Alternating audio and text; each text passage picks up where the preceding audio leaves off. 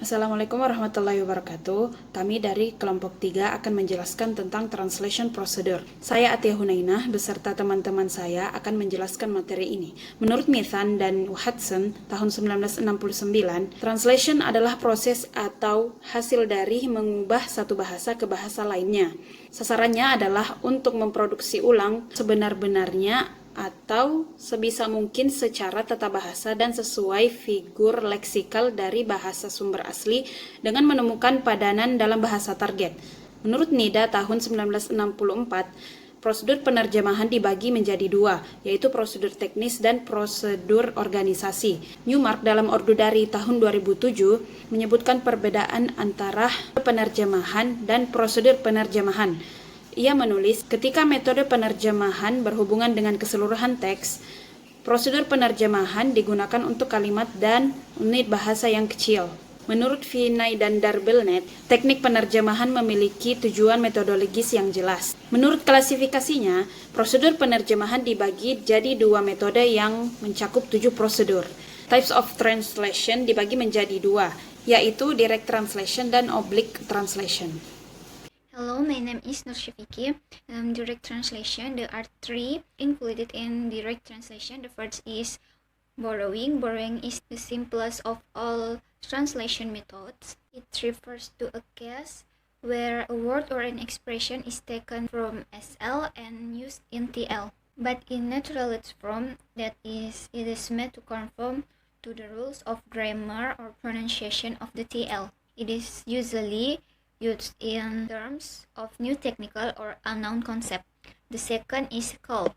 Calque refers to the case where the translator imitates his translation structure or manner of expression of the SL. Calque may introduce a structure that is stronger from the TL. For instance, Photo Studio in English is still translated in Bahasa Indonesia Photo Studio, although there is normally no such modifier plus head construction in Bahasa Indonesia non-phrase. The third is literal translation. Literal translation is a direct transfer of SL text into a grammatically and idiomatically appropriate to TL text. Principally, literal translation is a unique solution in which is reversible and complete in itself.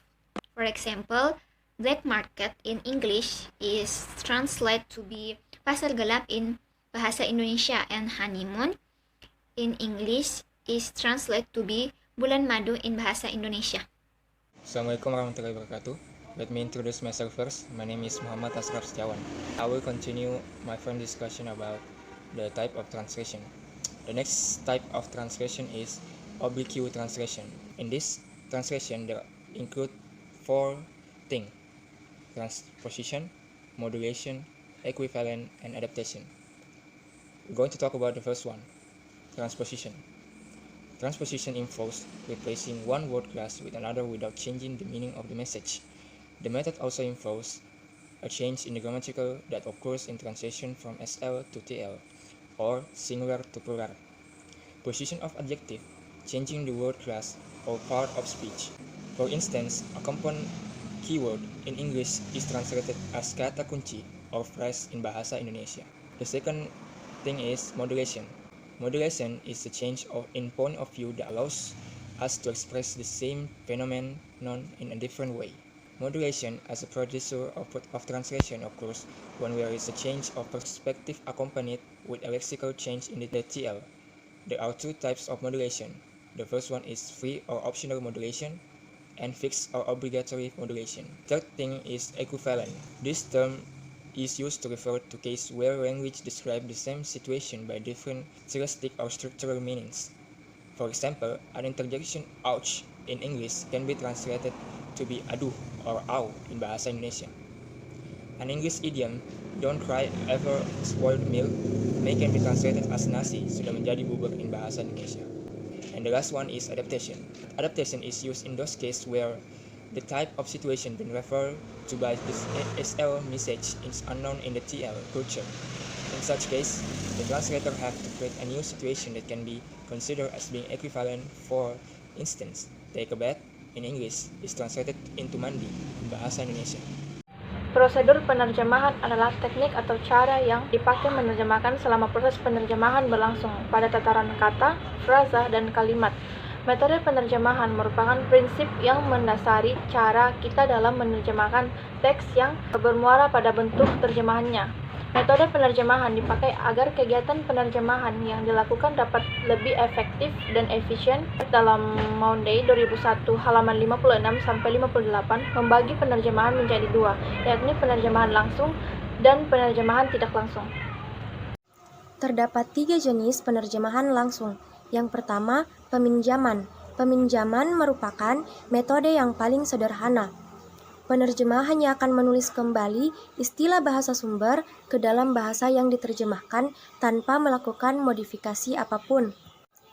Metode ini digunakan agar dapat membawa suasana bahasa sumber ke bahasa sasaran serta mengatasi tidak adanya istilah yang sama pada bahasa sasaran.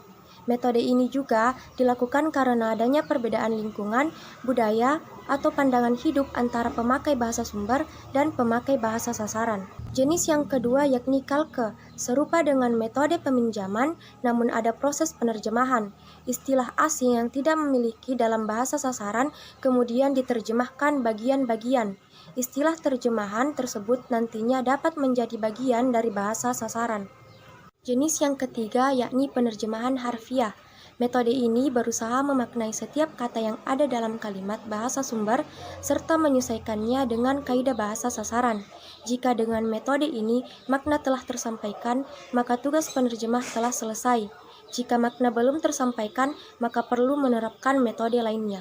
Perkenalkan, nama saya Mardiana Syaf, dan pada kesempatan kali ini saya akan menjelaskan salah satu bagian dari prosedur penerjemahan, yakni penerjemahan secara tidak langsung.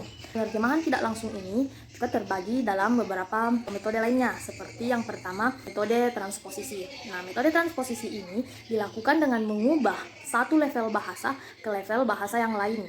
Misalnya dari bentuk kata diubah ke dalam bentuk frasa atau bahkan diubah ke dalam bentuk kalimat. Nah, kalimat majemuk juga dapat diterjemahkan ke dalam kalimat yang lebih sederhana, atau dua kalimat sederhana dapat diterjemahkan menjadi sebuah kalimat majemuk. Prosedur yang kedua dengan cara modulasi.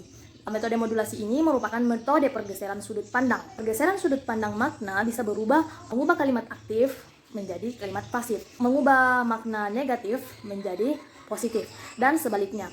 Contohnya pada kata chic diterjemahkan menjadi tidak sehat dalam bahasa Indonesia. Yang ketiga adalah padanan. Nah, metode padanan ini biasa juga disebut metode equivalency, yang merupakan metode yang memodifikasi kata-kata dari bahasa sumber sesuai dengan kaidah dari bahasa sasaran. Misalnya pada kata modification yang diterjemahkan menjadi kata modifikasi dalam bahasa Indonesia. Yang keempat adalah prosedur adaptasi atau metode adaptasi. Nah, metode adaptasi ini merupakan sebuah metode yang paling ekstrim dilakukan. Metode ini dilakukan jika dalam bahasa sumber tidak ditemukan dalam bahasa sasaran. Misalnya, konsep hidup bersama sebelum menikah yang serupa dengan kumpul kebo, namun dapat diterjemahkan menjadi konsep keluarga.